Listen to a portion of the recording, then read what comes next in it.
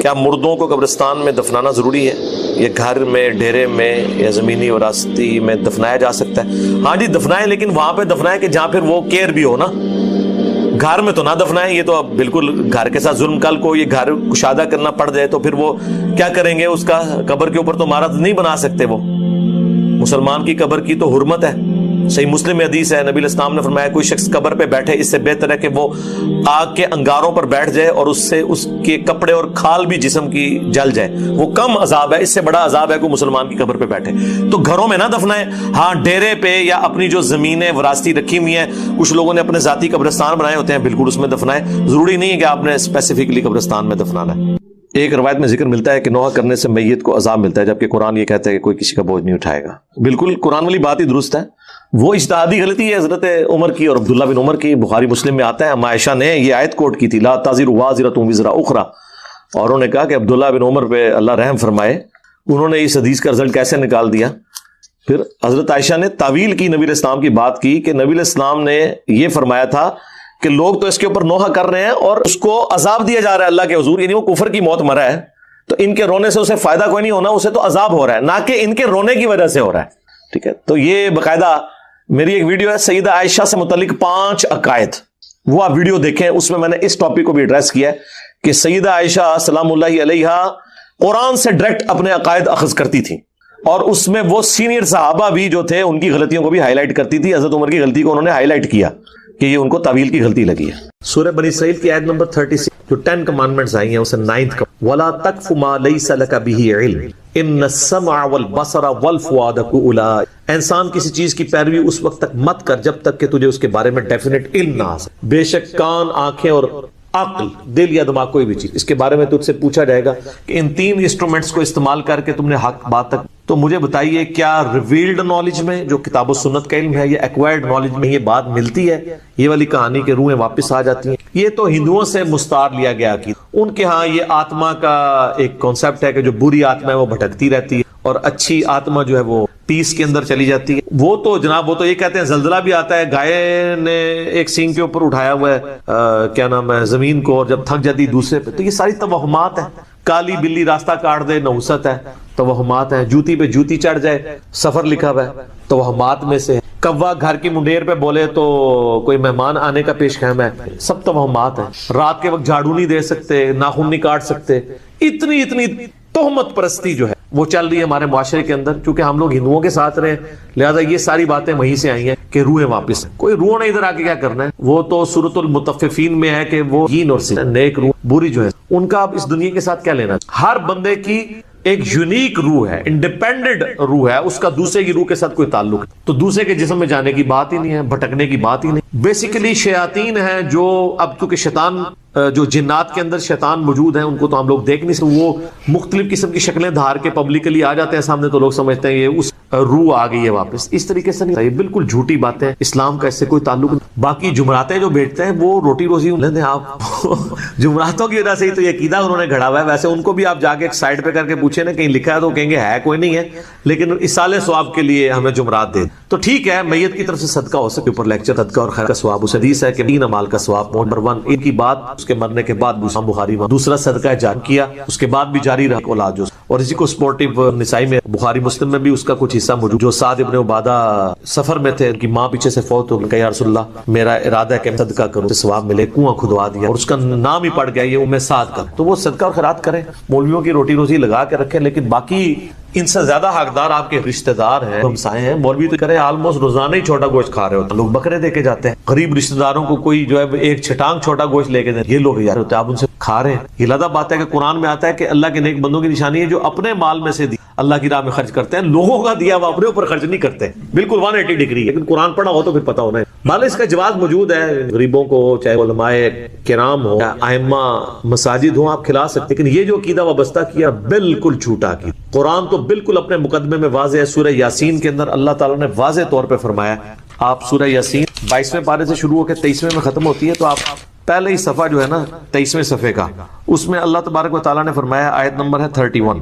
الم یروا کم اہلکنا قبلہم من القرون انہم الیہم لا یرجعون، کیا انہوں نے نہیں دیکھا کہ ہم نے ان سے پہلے کتنی امتیں ہلاک کر دی ہیں، وہ اب کبھی بھی واپس وَإِن كُلٌّ لَمَّا جَمِيعٌ لَدَيْنَا مُحْضَرُونَ، اور ان سب کے سب لوگوں کو اللہ تعالیٰ کے حضور جمع کر کے حاضر کیا جائے گا، یعنی قیامت سے پہلے وہ دنیا میں نہیں۔ اور جناب جو سورۃ الواقعہ کی رکت انگیز آیات ہیں نا، سورۃ الواقعہ پارہ نمبر 27 میں بالکل اینڈ پہ جا کے سیکنڈ لاسٹ سورت آتی ہے، اس میں اللہ تبارک و تعالیٰ نے اس ٹروتھ کو ریویل کیا ہے۔ اللہ فرماتا ہے فَلَوْلَا إِذَا بَلَغَتِ الْحُلْقُومَ، تو کیوں نہیں ہوتا کہ جب روح جو ہے وہ گلے میں جا کے اٹک جاتی ہے، یعنی کسی کی موت کا وقت آ جاتا ہے، نزع کا وقت، وَأَنْتُمْ حِينَئِذٍ تَنْظُرُونَ، اور تم اس وقت وہاں پہ موجود یہ سب کچھ دیکھ رہے ہو کہ ایک بندے کی روح نکل رہی ہے، تو روح واپس کیوں نہیں لا سکتے، وہ آگے ذکر آئے گا۔ وَنَحْنُ أَقْرَبُ الیہ منکم ولکن لا تبصرون، اور ہم مرنے والے کے تم سے بھی زیادہ قریب ہوتے ہیں لیکن تم، اللہ اپنی شان کے نحن اقرب حبل الورید، وہ ہماری رگے جان سے بھی، فلولا ان کنتم غیر، تم کیوں نہیں جو ہے وہ بدلے دیکھ کے دین کے معاملے کوئی اسکیپ روٹ کیوں نہیں اختیار کر لے، کہاں بھاگ کے جا سکتے، ترجعونها ان کنتم صادقین، تو لوٹا لو نا اس کی روح اگر تم مرے ہوئے کو واپس۔ یہ اللہ تعالیٰ نے بیسیکلی اس کا کانٹیکسٹ یہ چل رہا ہے کہ اللہ تعالیٰ یہ بتا رہا ہے کہ اس کائنات کا کریٹر میں ہوں، زندگی موت کا مالک میں ہوں، اگر تم سمجھتے ہو یہ تمہارے اختیار میں ہے تو جو مر رہا ہوتا ہے اس وقت تم بھی کرسی کے ساتھ پاس ہی کھڑے ہوتے ہو، تو اس کی روح کیوں نہیں لوٹا لیتے؟ یہ بھی اس کے ثبوت میں ہے کہ جو بندہ مر گیا وہ اب دنیا نہیں ہے، یہ بالکل اجماعی عقیدہ ہے، اس کے خلاف کوئی عقیدہ رکھتا ہے تو وہ کفر ہے۔ البتہ صحیح بخاری اور صحیح مسلم میں اشارتاً روح کا لوٹنا اس حوالے سے کہ وہ قبر کے اندر، جیسا کہ برزخی معاملہ ہے، ہمیں نہیں کہ جب مردے کو دفنا کے جاتے ہیں تو وہ جانے والوں کی آہٹ، تاکہ اس کی حسرت میں اضافہ ہو، اگر بدکار ہے اور نیکوکار ہے تو وہ کہ میں اپنے، تو بخاری میں آتا ہے میت اپنی چارپائی پہ کلام کرتی ہے دفنانے سے پہلے، جنوں انس کے سوا ساری مخلوقات سن، کیونکہ وہ مکلف ہے نا، شریع مکلف ہے نا، اور اگر یہ سن لے تو بے ہوش ہو، وہ کہتی ہے کدھر لے کے جا، اور نیک میت کہتی ہے مجھے بڑا خطرہ ہے من عذاب القبر۔ بخاری مسلم میں حدیث ہے، نبی علیہ السلام نے فرمایا، سورہ ابراہیم کی آیت نمبر 27 ہے نا، یثبت اللہ الذین آمنوا بالقول الثابت فی الحیات الدنیا وفی الآخرہ، کہ اللہ تعالی اہل ایمان کو دنیا کی زندگی میں بھی اس قول پر ثابت قدم رکھتا ہے اور آخرت کی۔ تو نبی علیہ السلام سے پوچھا کہ یہ کون سا قول ہے، تو آپ نے فرمایا لا الہ الا، اور آپ فرمایا یہ دنیا اور آخرت میں، اس سے مراد یہ ہے کہ جب انسان کو قبر میں رکھا جاتا ہے تو اس سے قبر میں سوال کیے من رب، تو وہ کہتا ہے کہ میرا رب اللہ ہے، میرا نبی محمد ہے صلی اللہ علیہ وآلہ وسلم، اور پھر نبی علیہ السلام نے یہ آیت پڑھ کے کہا کہ قرآن میں بھی اس بات کا سے ثابت، تو قبر کے اندر جو اس سے سوال کیے، وہ جو روح کا لوٹنا ہے وہ برزخی ہے، وہ دنیا میں نہیں آ رہی ہوتی، نہ اس کو کوئی کیمرہ لگا کے آبزرو کر سکتا، یہ بھی ذرا ذہن میں رکھیے گا، کوئی آبزرو بھی نہیں کر سکتا، فرشتوں کو آبزرو نہیں کر سکتا، کیمرے یا یہ فزیکل ورلڈ کی چیزیں فزیکل انسٹرومنٹ سے آبزرو ہو سکتی ہیں، جو عالم برزخ کی چیزیں وہ آبزرو نہیں ہو۔ پھر بخاری مسلم میں حدیث ہے، نبی علیہ السلام نے فرمایا کہ قبر میں میرے بارے میں بھی پوچھا جاتا ہے، ما کنت تقول فی ھذا الرجل، اس مرد کے بارے میں تو کیا کہا، وہ کہتے ہیں حضور دکھائے جاتے ہیں نا، ابو داؤد میں الفاظ ہے الذی بعث فیکم، ہم اس مرد کی بات کر رہے ہیں جو تم میں مبعوث، تو وہ کہتا ہے ہوا محمد رسول، وہ تو محمد تھے اللہ کے رسول، وہ تھرڈ پرسن کے سیغے میں خطاب کر رہا ہوتا، ورنہ تو وہ کہتا سیکنڈ پرسن میں کہتا ھذا محمد رسول اللہ، یہ اللہ کے رسول محمد ہے، کہتا وہ تو محمد رسول، تو میرا کلپ بھی ہے نا، قبر میں 3 نہیں 4 سوال ہوں۔ ترمذی میں تو حدیث ہے مر ربو کا ما دینو کا من نبیو، تیرا رب کون، تیرا دین کیا،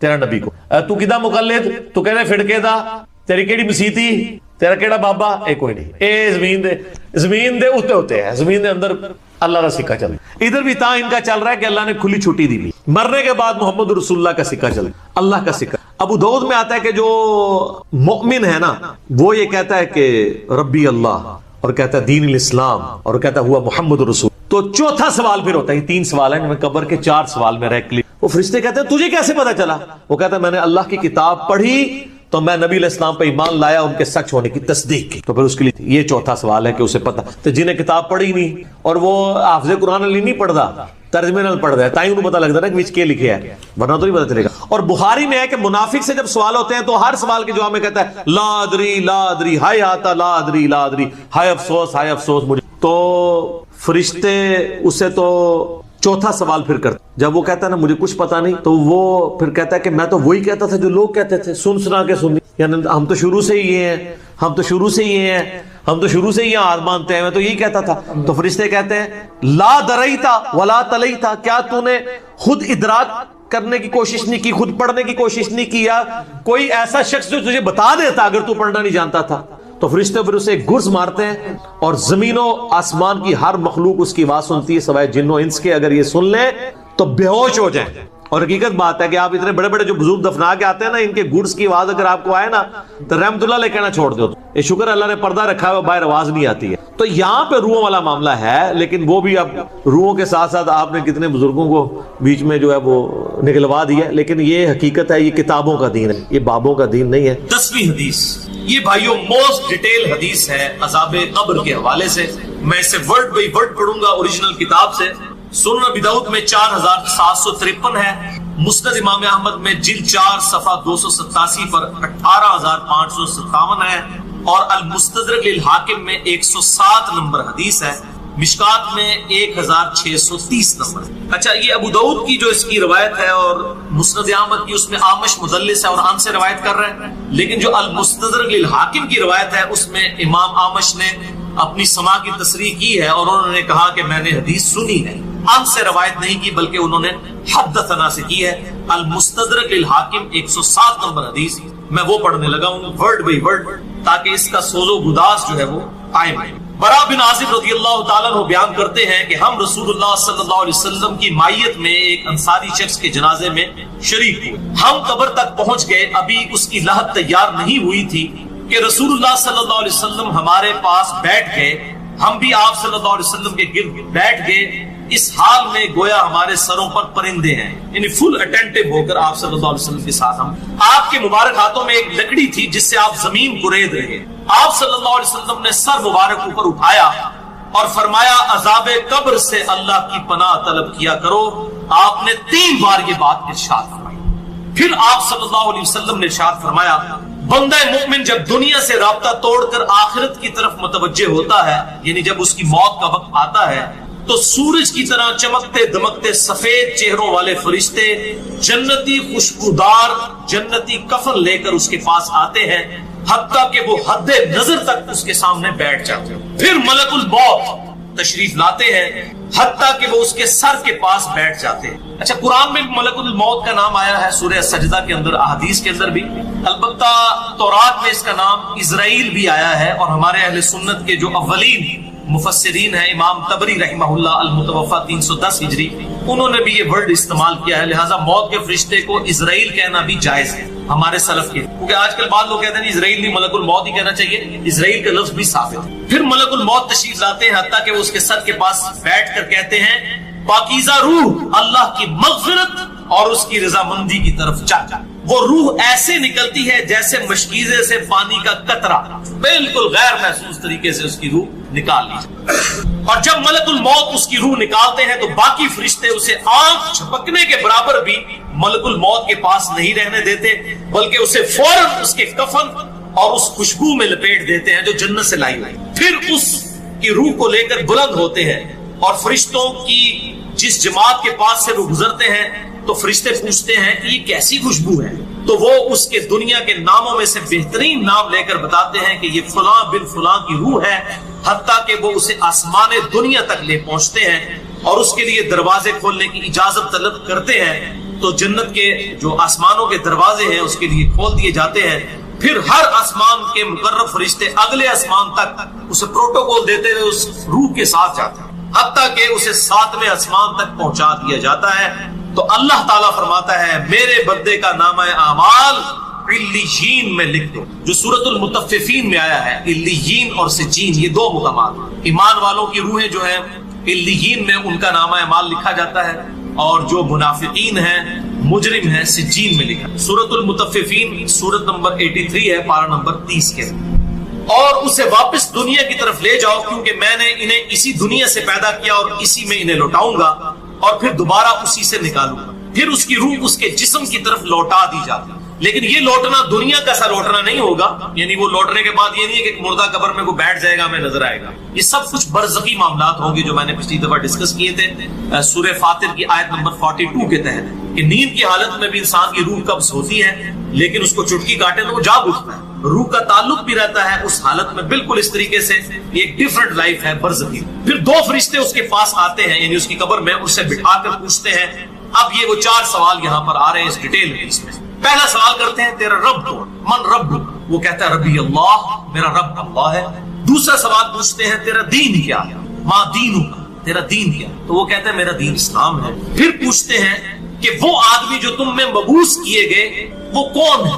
اب یہاں پر وہ ڈیٹیل ہے، الذی بعث فیکم، وہ شخص جو تم میں مبعوث کیا گیا تھا وہ کون تھا؟ تو یہ جو کہتے ہیں نا قبر میں آپ صلی اللہ علیہ وسلم آ جاتے ہیں، تو کسی حدیث میں اس میں ڈیٹیل آ گئی کہ اس سے پوچھا جاتا ہے جو شخص تم میں پیغمبر بنا کر بھیجا گیا وہ کون تھا؟ تو وہ کہتا ہے ہوا محمد رسول اللہ، وہ اللہ کے رسول محمد صلی اللہ علیہ وسلم۔ مسئلہ حاضر و ناظر میرا ریکارڈ ہے، مسئلہ نمبر 7، جس میں میں نے یہ تمام شبہات کلیئر کیے۔ یہ 3 سوالوں کے بعد اچھا جامع ترمذی میں ایک حدیث ہے 3120، اس میں الفاظ ہیں کہ وہ پوچھتے ہیں من نبیو کا، تیرا نبی کون ہے؟ اس میں تو ہے نا کہ اس شخص کے بارے میں تیرا کیا عقیدہ ہے، اس میں من نبیو کا الفاظ ہے، جامع ترمذی 3100۔ اچھا اللہ کا شکر ہے کہ یہ نہیں پوچھتے تیرا فرقہ کون سا ہے، تو کس امام کی تقلید کرتا تھا، کیڑی مسیتی تو نماز پڑھتا سا ہے، دیکھ لو کوئی چیز نہیں، تیرا رب کون ہے، تیرا دین اور نبی صلی اللہ علیہ وسلم۔ دنیا میں بھی ہم یہی کہتے ہیں اللہ رسول قرآن، یہی بات، تو قبر کے اندر جا کر بھی یہی سوال۔ آپ کو جب 3 سوالوں کے جواب دیتا ہے تو فرشتے 4تھا سوال اس سے پوچھتے ہیں، جو میں نے قبر کا 4تھا سوال، مسئلہ نمبر 78، تمہیں کیسے پتا چلا، ان 3 سوالوں کے جواب تمہیں کیسے آئے؟ وہ کہتا ہے میں نے اللہ کی کتاب پڑھی تھی، میں اس کتاب پر ایمان لایا اور میں نے اس کے حق ہونے کی، اللہ کی کتاب پڑھی ہوگی تو تصدیق کرے گا نا، اگر سنا کے سننی ہوگا تو کیا تصدیق کرے؟ ہاں پڑھا کے سننی ہوگا تو تصدیق۔ پھر آسمان سے آواز آتی ہے میرے بندے نے سچ کہا، اس کے لیے جنتی بچھونا بچھا دو، اسے جنتی لباس پہنا دو اور اس کے لیے جنت کی طرف دروازہ کھول دو۔ قبر کے اندر ہی جنت کی طرف دروازہ کھول، یعنی آپ سمجھ لیں جس طرح یہ اب ٹچ سکرین موبائل رکھ کے اور جناب لیپ ٹاپ رکھ کے سامنے لوگ بیٹھے ہوتے ہیں نا، تو ایک دوسری دنیا میں چلے جاتے ہیں، تو جنت کا فزیکلی دروازہ کھول دیا جائے گا، اس کو جنت کی ہوائیں بھی، خوشبو بھی آئے گی اور انتظار وہ کرے گا، وہاں اسے ہوا کے جھونکے اور خوشبو بھی آتی ہوگی اور حد نظر تک اس کی قبر کو کشادہ کر دیا جائے گا۔ خوبصورت چہرے، خوبصورت لباس اور بہترین خوشبو والا ایک شخص اس کے پاس قبر میں آئے گا اور کہے گا اس چیز سے خوش ہو جا جو چیز تجھے خوش کر دے، یہ وہ دن ہے جس کا تجھ سے وعدہ کیا جاتا تھا۔ وہ شخص پوچھے گا کہ اے شخص تو کون ہے، تیرا چہرہ بھلائی لانے والا چہرہ ہے، وہ جواب دے گا میں تیرا عمل صالح ہوں، یعنی نیک اعمال ایک خوبصورت انسان کی شکل میں اس پر میں آئے۔ تو پھر وہ شخص کہے گا اے اللہ، اے میرے رب، جلدی کر، فوراً قیامت قائم فرما دے حتیٰ کہ میں اپنے اہل و عیال کی طرف چلا جاؤں۔ یعنی مومن کہے گا اللہ جلدی جلدی قیامت آئے، مجھے تو اینڈ رزلٹ نظر آ رہا ہے، مجھ سے انتظار نہیں ہوتا، فوراً قیامت آ جائے۔ ابھی سائملٹینیس کنٹراسٹ آنے والا، جب کافر اور مجرم شخص دنیا سے جاتا ہے تو آپ صلی اللہ علیہ وسلم نے فرمایا سیاہ چہروں والے فرشتے بالوں سے بنا ہوا ایک کمبل لے کر آسمان سے نازل ہوتے ہیں اور حد نظر فاصلے تک اس کے سامنے بیٹھ جاتے ہیں۔ پھر ملک الموت، موت کا فرشتہ آتا ہے حتیٰ کہ اس کے سر کے پاس بیٹھ جاتا ہے اور کہتا ہے خبیث روح، اللہ کی ناراضگی کی طرف چل۔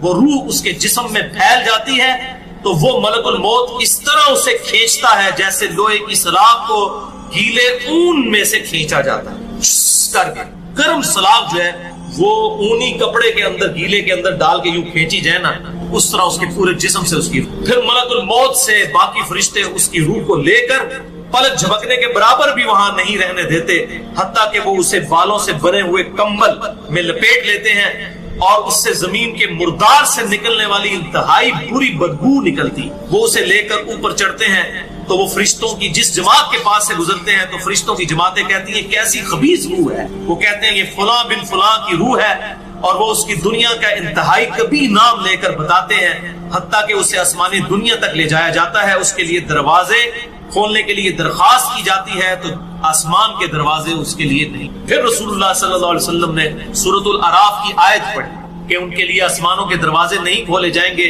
وہ جنت میں داخل بھی نہیں ہوں گے حتیٰ کہ اونٹ سوئی کے سوراخ سے گزر۔ یہ سورۃ الاعراف کی آیت آپ سے۔ پھر آپ صلی اللہ علیہ وسلم نے فرمایا کہ اللہ تعالیٰ فرماتا ہے اس کی کتاب کو سب سے نچلی زمین میں سجین میں لکھ دو، پھر اس کی روح کو شدت کے ساتھ پٹ کھا جاتا ہے۔ پھر آپ صلی اللہ علیہ وسلم نے یہ آیت تلاوت فرمائی سورہ الحج کی، جو شخص اللہ کے ساتھ شرک کرتا ہے گویا وہ آسمان سے گر پڑا تو آپ پرندے اسے اچک کر لے جائیں یا کسی دور جگہ پر پھینک دیں، پھر اس کی روح اس کے جسم میں لوٹا دی جاتی ہے اور 2 فرشتے اس کے پاس آ کر اس سے پوچھتے ہیں تیرا رب کون؟ اب اس سے بھی سوال ہوا، وہ حیرت زدہ ہو کر کہتا ہے ہائے افسوس، ہائے افسوس، میں نہیں جانتا، میں نہیں جانتا۔ پھر پوچھتے ہیں تیرا دین کیا ہے؟ وہ پھر حیرت زدہ ہو کر کہتا ہے ہائے افسوس، ہائے افسوس، میں نہیں جانتا، میں نہیں جانتا۔ پھر اس سے پوچھتے ہیں کہ جو شخص تم میں مبعوث کیے گئے وہ کون تھے؟ تو کہتا ہے ہائے افسوس، میں نہیں جانتا، میں نہیں جانتا۔ پھر آسمان سے آواز آتی ہے اس نے جھوٹ بولا، اس کے لیے جہنم کا بچھونا بچھا دو۔ اور بخاری میں الفاظ ہیں 1374۔ اس کے جواب میں فرشتے پھر اس سے چوتھا سوال کیا کرتے ہیں؟ لا دریتا ولا تلیتا، اور تو نے خود پڑھ کر سمجھنے کی کوشش کیوں نہیں کی؟ یا جو لوگ سمجھے ہوئے لوگ تھے، کتاب و سنت کے منہج پر چلنے والے لوگ تھے، ان کے ساتھ تو کیوں نہیں چلا؟ اللہ تعالیٰ فرماتا ہے اس کے لیے جہنمی بچھونا بچھا دو، جہنم کی طرف ایک دروازہ کھول دو، وہاں سے گرمی اور گرم ہوا اس کی قبر میں آتی رہے گی۔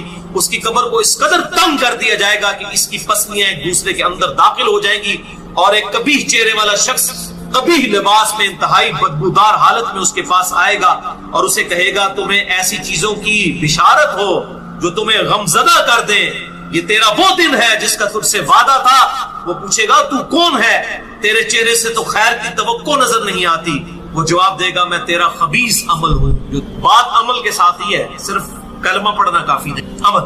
پھر وہ کہتا ہے میرے رب قیامت قائم نہ کرنا، اے میرے رب قیامت قائم نہ کرنا۔ مومن کیا کہتا ہے؟ قیامت قائم کر رہے اللہ۔ اب یہ وہ حدیث ہے وہ جس اس آیت کو حل کرتی ہے جو پچھلی دفعہ ایک بھائی نے سوال بھی کیا تھا۔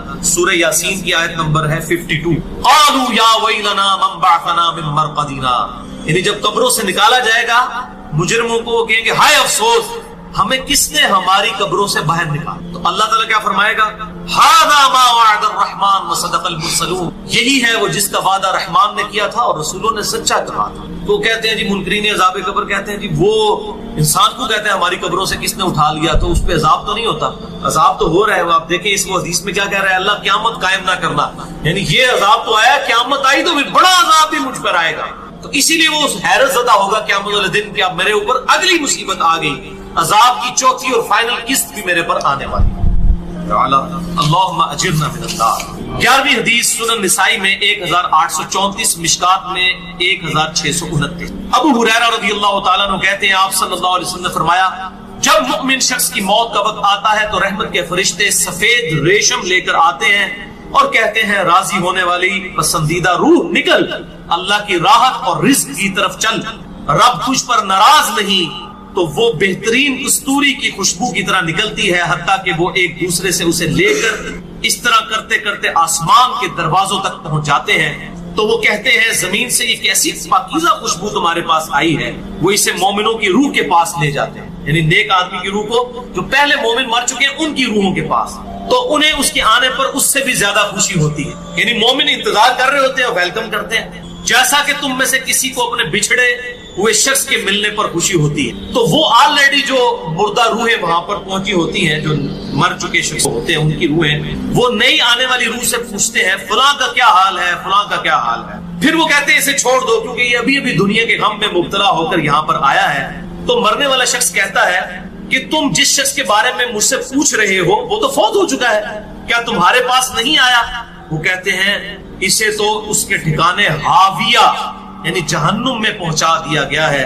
اور جب کافر شخص کی موت کا وقت آتا ہے تو عذاب کے فرشتے بالوں کا لباس لے کر اس کے پاس آتے ہیں اور اسے کہتے ہیں ناراض ہونے والی ناپسندیدہ روح نکل، اللہ کے عذاب کی طرف چل۔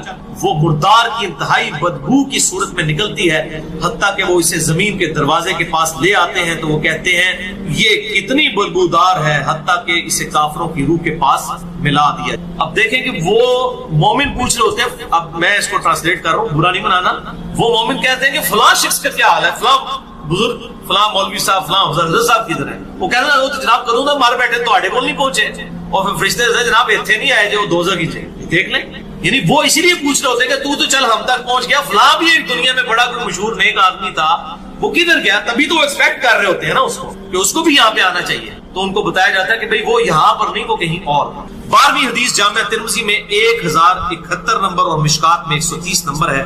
سیدنا ابو ہریرہ کہتے ہیں نبی صلی اللہ علیہ وسلم نے فرمایا جب میت کو دفن کیا جاتا ہے تو 2 سیاہ فام نیلی آنکھوں والے فرشتے اس کے پاس آتے ہیں، ان میں سے ایک کو منکر اور دوسرے کو نکیر کہا جاتا ہے۔ سیاہ فام نیلی آنکھوں والے خطرناک شکل کے فرشتے منکر اور نکیر. بس وہ کہتے ہیں تم اس شخص کے بارے میں کیا کہا کرتے تھے, یعنی نبی صلی اللہ علیہ وسلم کے بارے میں سوال ہوتا ہے تو وہ کہتا ہے وہ اللہ کے بندے اور اس کے رسول ہیں. میں گواہی دیتا ہوں کہ اللہ کے سوا کوئی معبود نہیں اور محمد صلی اللہ علیہ وسلم اس کے بندے اور رسول ہیں. وہ دونوں فرشتے کہتے ہیں ہمیں پتا تھا تم یہی جواب دو گے. پھر اس کی قبر کو لمبائی اور چوڑائی میں 70 ہاتھ کشادہ کر دیا جاتا ہے. یہ 70 کہتے ہیں کثرت, حد نظر تک کشادہ کر دیا جاتا ہے. پھر اس کے لیے اس میں روشنی کر دی جاتی ہے. پھر اسے کہا جاتا ہے سو جا. وہ کہتا ہے میں اپنے گھر والوں کے پاس واپس جانا چاہتا ہوں تاکہ انہیں بتاؤں کہ میں کامیاب ہو گیا ہوں. لیکن وہ کہتے ہیں کہ تو دلہن کی طرح سو جا جسے اس کے گھر کا عزیز ترین فرد ہی آ کر بیدار کرتا ہے, حتیٰ کہ اللہ تعالیٰ اسے اس کی خوابگاہ سے قیامت والے دن بیدار کرے. یعنی اسے لٹا دیا جائے گا, پھر اس پہ وہ کیفیت وہ جنت والی تاری رہے گی, پھر الٹیمیٹلی اللہ تعالیٰ اسے دوبارہ سے زندہ کرے. اور اگر وہ منافق ہوا تو وہ کہے گا میں نے لوگوں کو ایک بات کہتے ہوئے سنا تو میں بھی ویسے ہی کہا کرتا تھا, یعنی مجھے نہیں پتا, اللہ کی وہ گواہی نہیں دے سکے گا, رسول اللہ صلی اللہ علیہ وسلم کا اقرار نہیں کرتا, میں کچھ نہیں جانتا. وہ فرشتے کہیں گے ہمیں پتا تھا تم یہی کہو گے. بس زمین سے کہا جاتا ہے اس پر تنگ ہو جا. وہ اس پر تنگ ہو جاتی ہے حتیٰ کہ اس کی ہڈیاں اور پسلیاں ایک طرف کی دوسری طرف آ جاتی ہیں یوں, اور اسے مسلسل عذاب ہوتا رہے گا حتیٰ کہ اللہ اسے خوابگاہ سے دوبارہ زندہ کرے گا. یعنی قیامت تک اس پر وہ اس حالت میں عذاب رہے. ہمیں نظر نہیں آئے گا.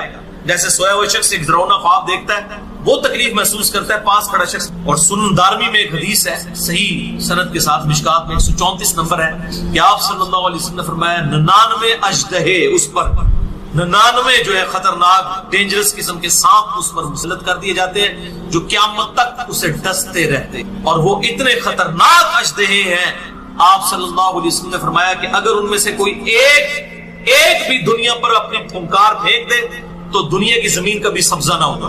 ایسا زہر ہے ان کے. اللہم اجرنا من النار, اللہم اجرنا من النار. یہ بھائیو عذاب قبر کیمرے سے نہیں دیکھا جا سکتا, یہ اللہ تعالیٰ نے پردہ رکھا. 13ویں حدیث جامع ترمذی میں 2308, سنن ابن ماجہ میں 4267, مشکات میں 132. سیدنا عثمان غنی رضی اللہ تعالیٰ عنہ جب بھی کسی قبر کے پاس سے گزرتے تو اتنا روتے کہ ان کی داڑھی تر ہو جایا کرتی. ساتھیوں نے پوچھا حضرت جب دوزخ کا ذکر کرتے ہیں اس وقت تو آپ کی آنکھوں میں آنسو نہیں آتے, لیکن قبرستان آ کر آپ پر ایسی حالت کیوں تاری ہو جاتی ہے؟ تو سیدنا عثمان نے فرمایا کہ میں نے اپنے محبوب صلی اللہ علیہ وسلم سے سنا کہ بے شک قبر آخرت کی منزلوں میں سے پہلی منزل ہے, جو اس میں بچ گیا اگلی منزلیں اس کے لیے آسان ہوتی چلی جائیں گی, اور جسے یہاں پر مشکل درپیش ہوئی اس کی اگلی منزلیں اس سے بھی مشکل در مشکل ہو جائیں گی. پھر آپ صلی اللہ علیہ وسلم نے فرمایا میں نے قبر سے زیادہ سخت اور برا منظر کبھی نہیں دیکھا.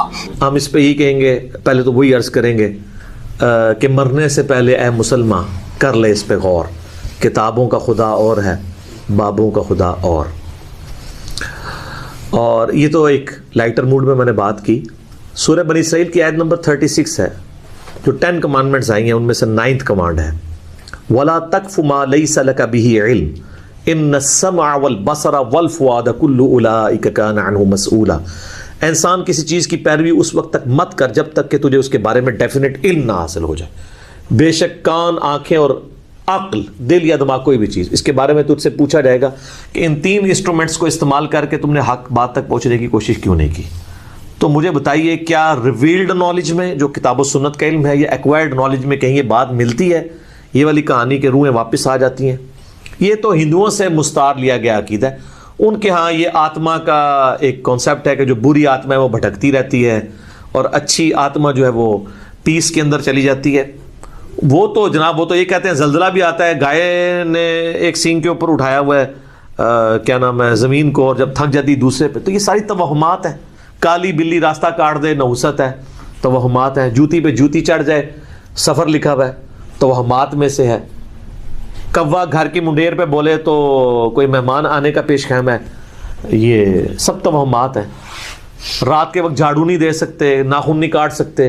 اتنی تہمت پرستی جو ہے وہ چل رہی ہے ہمارے معاشرے کے اندر. چونکہ ہم لوگ ہندوؤں کے ساتھ رہے ہیں لہذا یہ ساری باتیں وہیں سے آئی ہیں کہ روحیں واپس آ جاتی ہیں گھروں میں. کوئی روح نے ادھر آ کے کیا کرنا ہے, وہ تو سورۃ المطففین میں ہے کہ وہ علیین اور سجین کے اندر ہے. نیک روحیں جو ہیں علیین میں, بری جو ہیں سجین کے اندر ہیں.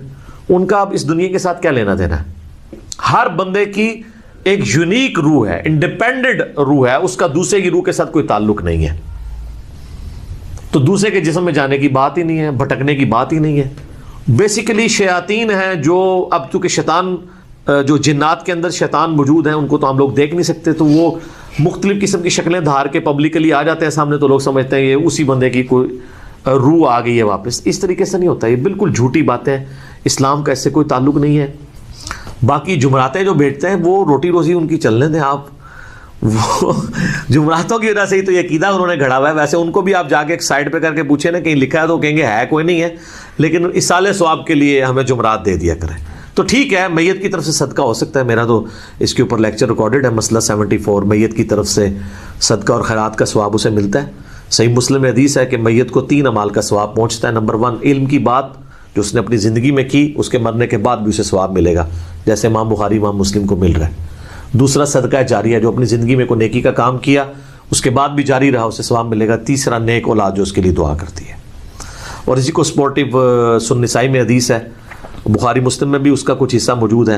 جو سعد ابن عبادہ سفر میں تھے تو ان کی ماں پیچھے سے فوت ہو گئی، ان کا یا رسول اللہ میرا ارادہ ہے کہ میں اس کی طرف سے صدقہ کروں تو اسے ثواب ملے گا. آپ نے فرمایا ہاں. تو انہوں نے کنواں کھدوا دیا اور اس کا نام ہی پڑ گیا یہ ام سعد کا کنواں ہے. تو وہ صدقہ اور خیرات کریں، مولویوں کی روٹی روزی لگا کے رکھیں، لیکن باقی ان سے زیادہ حقدار آپ کے غریب رشتہ دار ہیں، غریب ہمسائے ہیں. مولوی تو یقین کریں آلموسٹ روزانہ ہی چھوٹا گوشت کھا رہے ہوتے ہیں، وہاں لوگ بکرے دے کے جاتے ہیں. غریب رشتہ داروں کو کوئی جو ہے ایک چھٹانگ چھوٹا گوشت لے کے دینے کے لیے تیار نہیں ہے. اور یہ لوگ عیاشی کی زندگی گزار رہے ہوتے ہیں. آپ ان سے پوچھیں، وہ کہتے ہیں دیکھیں یہی تو برکت ہے، ہم نے علم دین حاصل کیا تھا تو ہم کھا رہے ہیں. یہ لادہ بات ہے کہ قرآن میں آتا ہے کہ اللہ کے نیک بندوں کی نشانی ہے جو اپنے مال میں سے دیے ہوا اللہ کی راہ میں خرچ کرتے ہیں، لوگوں کا دیا ہوا اپنے اوپر خرچ نہیں کرتے. بالکل 180 ڈگری ہے، لیکن قرآن پڑھا ہو تو پھر پتہ ہونا ان کو. بھالے اس کا جواز موجود ہے، یعنی غریبوں کو چاہے وہ علماء کرام ہوں یا ائمہ مساجد ہوں آپ کھلا سکتے ہیں، لیکن یہ جو عقیدہ وابستہ کیا ہوا نا بالکل جھوٹا عقیدہ ہے. قرآن تو بالکل اپنے مقدمے میں واضح ہے. سورہ یاسین کے اندر اللہ تعالیٰ نے واضح طور پہ فرمایا، آپ سورہ یاسین 22ویں پارے سے شروع ہو کے 23ویں میں ختم ہوتی ہے، تو آپ پہلے ہی صفحہ جو ہے نا 23ویں صفحے کا، اس میں اللہ تبارک و تعالیٰ نے فرمایا، آیت نمبر ہے 31، الم یروا کم اہلکنا قبلہم من القرون انہم الیہم لا یرجعون. کیا انہوں نے نہیں دیکھا کہ ہم نے ان سے پہلے کتنی امتیں ہلاک کر دی ہیں، وہ اب کبھی بھی واپس دنیا میں لوٹ کے نہیں آنے والی. وَإِن كُلٌّ لَمَّا جَمِيعٌ لَدَيْنَا مُحْضَرُونَ، اور ان سب کے سب لوگوں کو اللہ تعالیٰ کے حضور جمع کر کے حاضر کیا جائے گا، یعنی قیامت سے پہلے وہ دنیا میں نہیں آ سکتے. اور جناب جو سورۃ الواقعہ کی رکت انگیز آیات ہے نا، سورۃ الواقعہ پارہ نمبر 27 میں بالکل اینڈ پہ جا کے سیکنڈ لاسٹ سورت آتی ہے، اس میں اللہ تبارک و تعالیٰ نے اس ٹروتھ کو ریویل کیا ہے.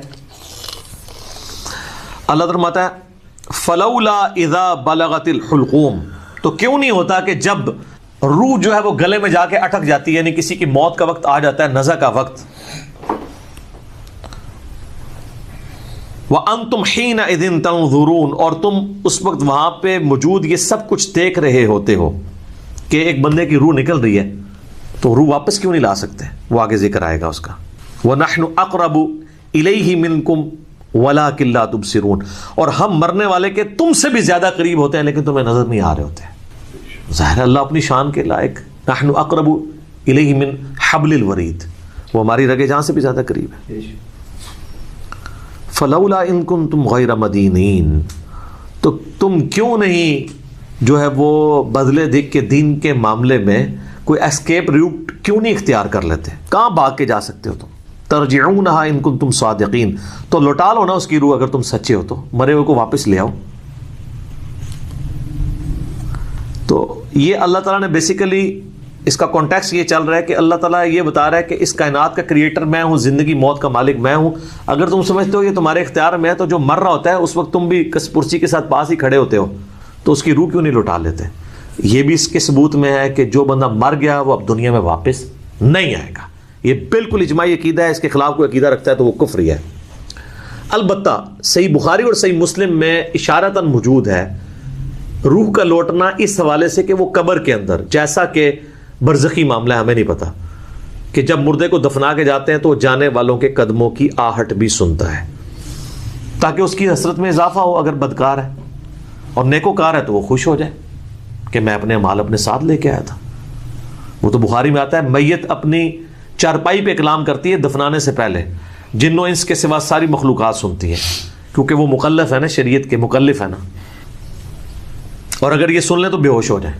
وہ کہتی ہے مجھے کدھر لے کے جا رہے ہو, اور نیک میت کہتی ہے مجھے جلدی جلدی اس طرف لے جاؤ. یہ جناب بڑا خطرناک معاملہ ہے. اللہم انی اعوذ بک من عذاب جہنم ومن عذاب القبر ومن فتنة المحیا والممات ومن شر فتنة المسیح الدجال.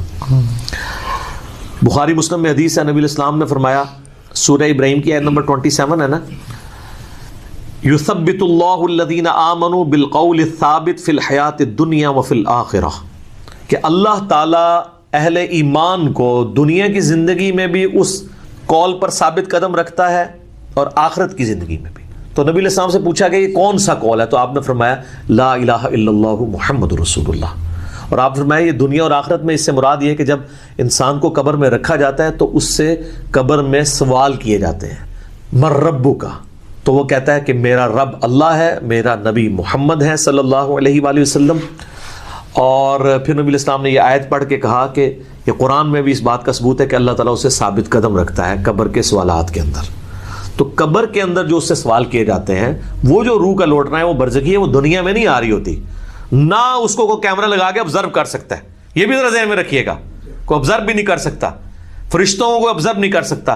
کیمرے یا یہ فزیکل ورلڈ کی چیزیں فزیکل انسٹرومنٹ سے آبزرو ہو سکتی ہیں, جو عالم برزخ کی چیزیں وہ آبزرو نہیں ہو سکتی ہیں. پھر بخاری مسلم میں حدیث ہے, نبی علیہ السلام نے فرمایا کہ قبر میں میرے بارے میں بھی پوچھا جاتا ہے, ما کنت تقول فی